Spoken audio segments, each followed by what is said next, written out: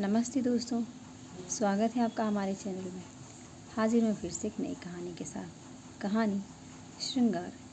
जीजा जी, आप तैयार नहीं हुए? अपने तरीके से तो मैं तैयार ही हो चुका हूँ। अब इससे ज़्यादा मैं कैसे तैयार हो पाऊँ? गलती इसकी भी नहीं, ये मेरे ससुराल में मेरी शादी के बाद तीसरी शादी है और ले देकर मैं यही पुराना कोट पैंट आज तीसरी दफ़ा पहन रहा हूँ।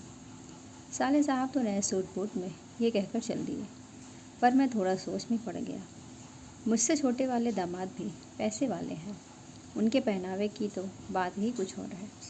एक झलक देखा उनको, अभी किसी राजकुमार की तरह लग रहे हैं।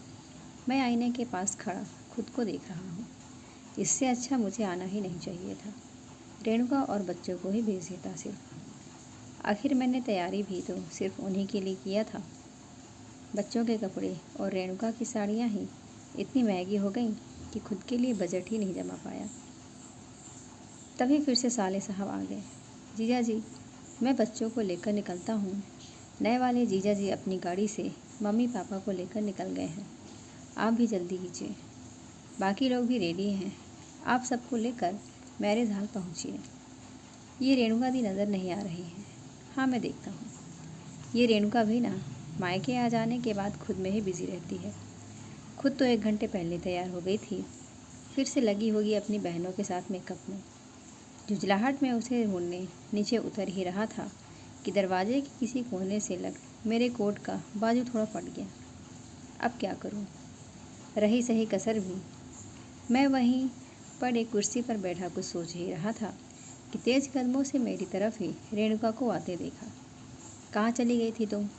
कब से ढूंढ रहा हूँ। यहाँ आते ही तो तुम्हारे तेवर ही बदल जाते हैं।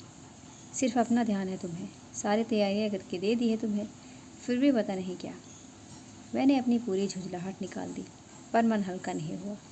रेणुका को देखकर दिल भर आया। उसकी आंखों में आंसू जो उतर आए थे। माफ़ कर दो रेणु, दरअसल ये पुराना कोट भी आज फट गया। झुंझलाहट में समझ नहीं आया। मैंने अपनी सफाई देनी चाहिए, पर जुबान साथ नहीं दे रहे थे। मैं गर्दन झुकाए खड़ा था। ये पहन लो तुम और जल्दी चलो, सब इंतज़ार कर रहे होंगे। रेणुका के हाथों में मेरे लिए एक नया कोट पैंट था। ये कहाँ से? वो अपनी मैचिंग और श्रृंगार के लिए तुमसे मांगे थे ना, वही तो तुम्हारी मैचिंग पार्लर और श्रृंगार। तुम इसे पहन लो तो मैं मेरी मैचिंग, और थोड़ा साहस दो तो मेरा श्रृंगार। उसने इतनी मासूमियत से कहा कि मेरी हंसी न रुक रही थी और न ही आंसू। दोस्तों, कहानी आपको कैसी लगी ज़रूर बताइएगा। लाइक करिएगा, चैनल पे नए तो चैनल को सब्सक्राइब करिएगा। धन्यवाद।